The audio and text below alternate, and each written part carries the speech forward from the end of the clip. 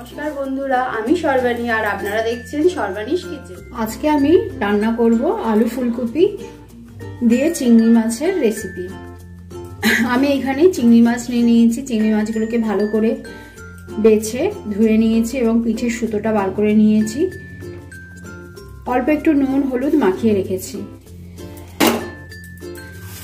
এবার আমি এইখানে ফুলকপি নিয়ে নিয়েছি। একটা ফুলকপিকে আমি কাট করে নিয়েছি, এইভাবে আমি কেটে নিয়েছি। এখানটা অনেকটাই ফেলে দিয়েছি, কারণ এইখানটা ডাঁটিটা শক্ত হয় বলে অনেকটা ফেলে দিয়েছি।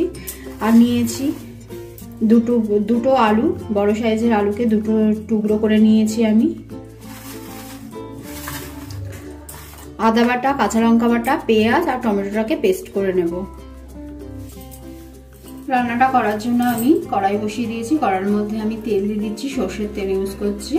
অল্প একটু তেল দিয়ে আমি প্রথমে চিংড়ি মাছটাকে ভেজে নেব।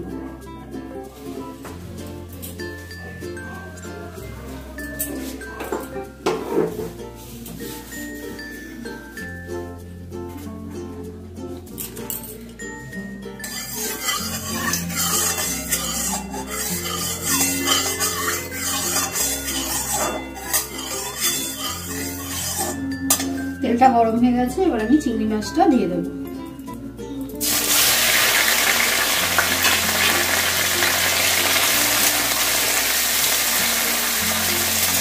চিংড়ি মাছটা দিয়ে আমি বেশিক্ষণ ভাজবো না, অল্প একটু এপিট ওপিট করে আমি দিয়ে তুলে নেব।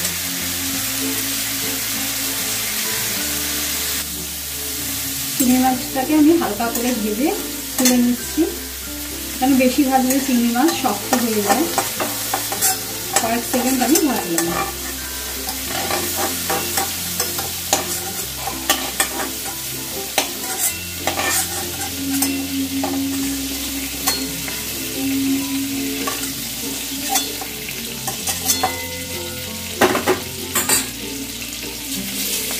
এবার এই কড়াইয়ের মধ্যে আমি তেল দিয়ে দেব।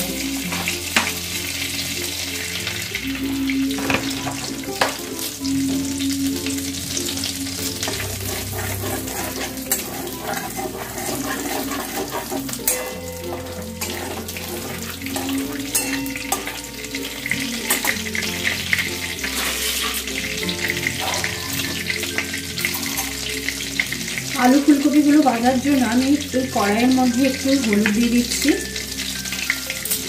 আর দেবো অল্প একটুখানি নুন।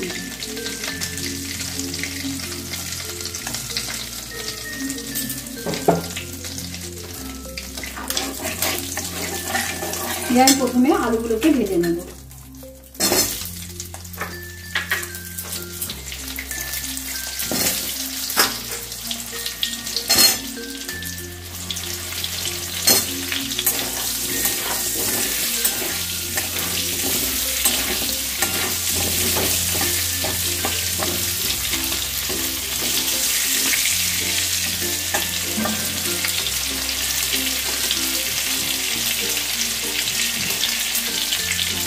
দেখো আলুগুলো খুব ভালো করে ভাজা হয়ে গেছে। এবার আমি আলুগুলোকে তুলে নিচ্ছি।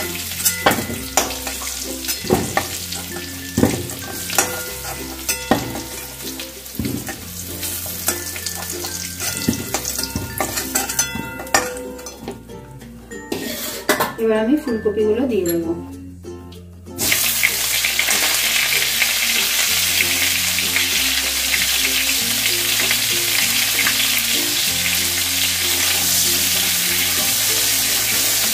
ফুলকপিগুলোকে দিয়ে আমি ঢেকে দেব।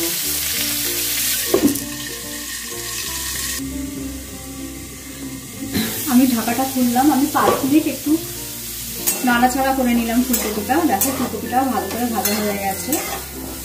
এবার আমি ফুলকপিটাও তুলে নেব।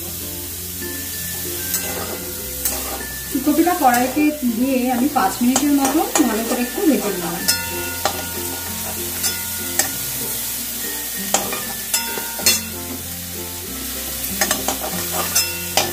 গ্যাসটাকে কমিয়ে দিয়ে আমি ফুলকপিগুলো তুলে দিচ্ছি।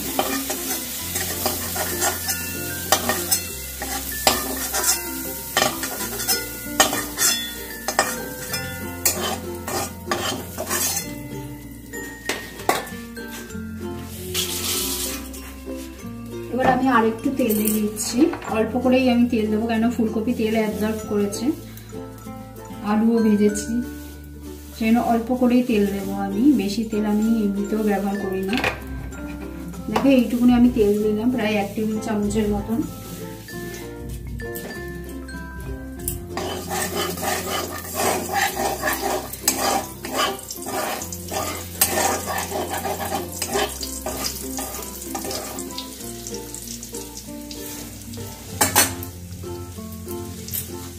এবার আমি একটা তেজপাতা ফোড়ন দিচ্ছি আর দিচ্ছি একটু সাদা জিরে ফোড়ন।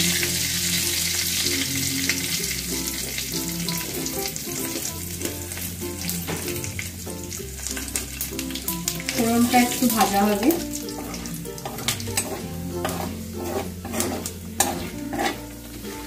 গ্যাসটাকে বাড়িয়েও দিয়েছি আমি।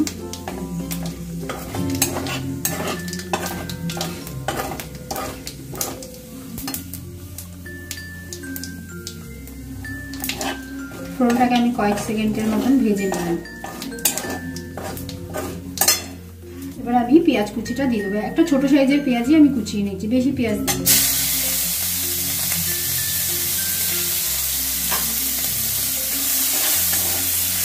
দিয়ে গ্যাসের ফ্লেমটাকে আমি আরেকটু কমিয়ে দিলাম।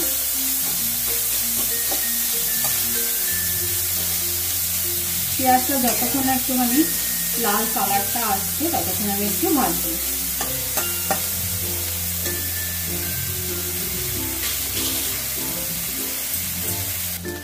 দেখো পেঁয়াজটা আমার ভাজা হয়ে গেছে। এবার আমি আদা বাটা দিয়ে দেবো। আমি 1 চামচ আদা বাটা দিচ্ছি, 1 চা চামচ আদা বাটা দিলাম। লঙ্কাটা দিলাম 1 চা চামচ।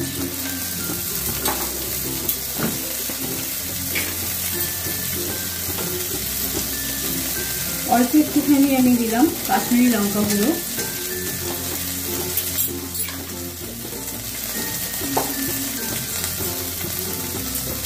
হলুদ দেবো 1 চা চামচ।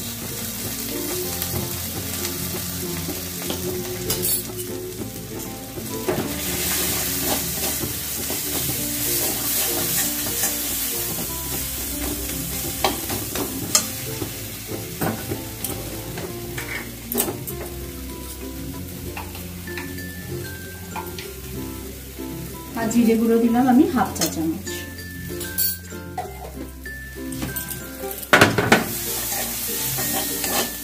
দিয়ে আমি যে টমেটোর পেস্টটা বানিয়ে রেখেছিলাম সেটা দিয়ে দেবো এই সময়।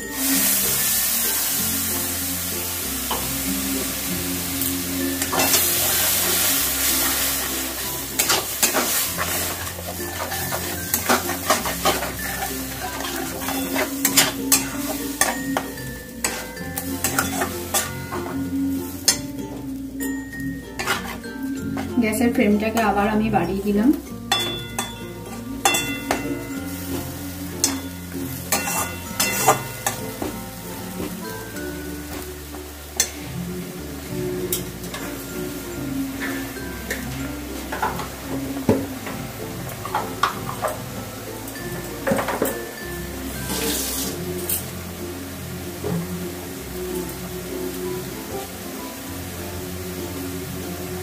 নুন আমি আমার পরিমাণ মতন দিয়ে দিলাম।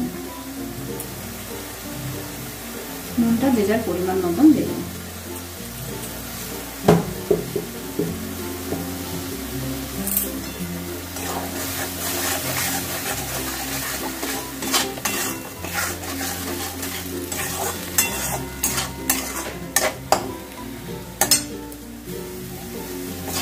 দেখো মশলাটা আমার 2 মিনিটের মতন আমি ভালো করে কষিয়ে নিলাম। এই সময় আমি স্বাদটা ব্যালেন্স রাখার জন্য কয়েকটা চিনির দানা দিয়ে দিলাম। দিয়ে আমি ফুলকপি আলুটা এর মধ্যে দিয়ে নেব। আলু ফুলকপিটার মধ্যে আমি মশলাটাকে ভালো করে মিশিয়ে নেব। 2 মিনিটের মতন আমি এই আলু ফুলকপিটা দিয়ে নাড়াচাড়া করব।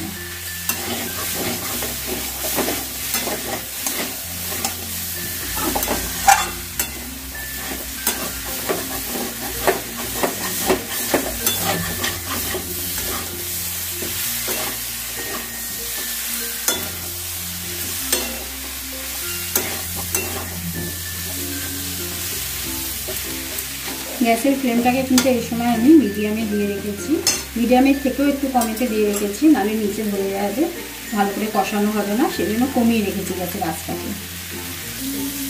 আলু ফুলকপিটা দিয়ে 2 মিনিটের মতন আমার ভালো করে নাড়াচাড়া হয়ে গেছে। এবার আমি জল দিয়ে দেবো।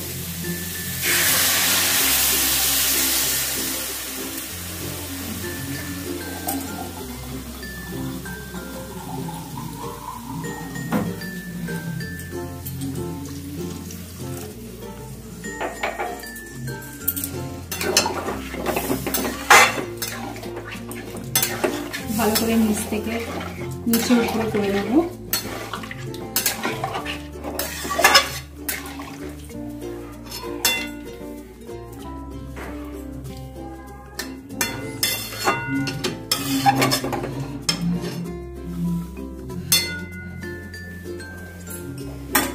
দিয়ে গ্যাসের ফ্লেমটাকে আমি বাড়িয়ে দিলাম, দিয়ে ফুটতে দেবো। পুরো ফুটে গেলে তারপর আমি কমিয়ে দেবো। আমি ঢাকা দিয়ে দিলাম। দেখো আলু ফুলকপি দিয়ে ভালো করে টকবক করে ফুটছে। এই সময় আমি চাপা আবারও ঢাকা দিয়ে দেবো, দিয়ে আমি গ্যাসের ফ্লেমটাকে মিডিয়ামে করে দেবো। দিয়ে আমি এটাকে ভালো মতন কুক হতে দেবো, যাতে ফুলকপি আলু সব সেদ্ধ হয়ে যায়। দেখো মাঝখানে আমি এবার চিংড়ি মাছটাকে দিয়ে দেবো। আলু ফুলকপি আর একটুখানি সেদ্ধ হবে, এবার আমি চিংড়ি মাছটাকে দিয়ে দেবো।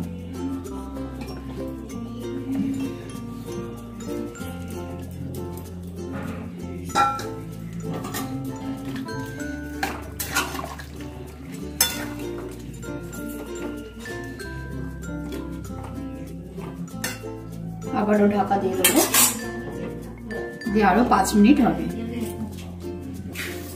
চিংড়ি মাছ দেওয়ার 5 মিনিট হয়ে গেছে। এবার আমি ঢাকাটা খুলছি। ঢাকাটা খুলে প্রথমে আমি দেখবো আলু ফুলকপি সেদ্ধ হয়েছে কিনা। হ্যাঁ, ফুলকপি সেদ্ধ হয়ে গেছে আর আলু তো সেদ্ধ হয়ে গেছে। দেখো সেদ্ধ হয়ে গেছে। এবার আমি গ্যাসের ফ্লেমটাকে বাড়িয়ে দেবো, একটু ভালো করে ফুটিয়ে নেব।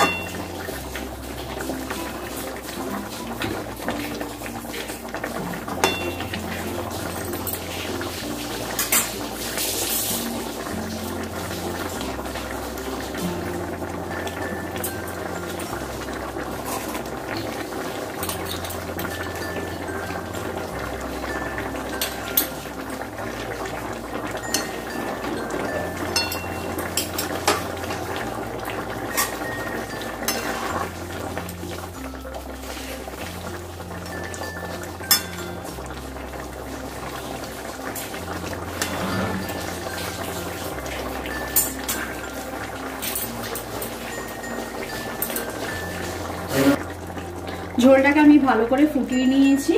এবার আমি একটুখানি গরম মশলা দিয়ে দেবো, অল্প, একদম অল্প একটুখানি গরম মশলার গুঁড়ো।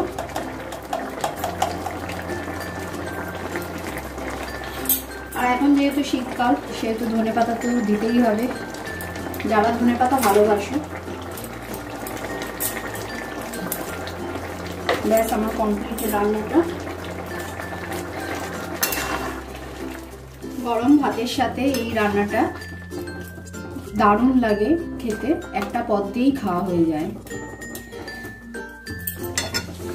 এবার আমি সার্ভ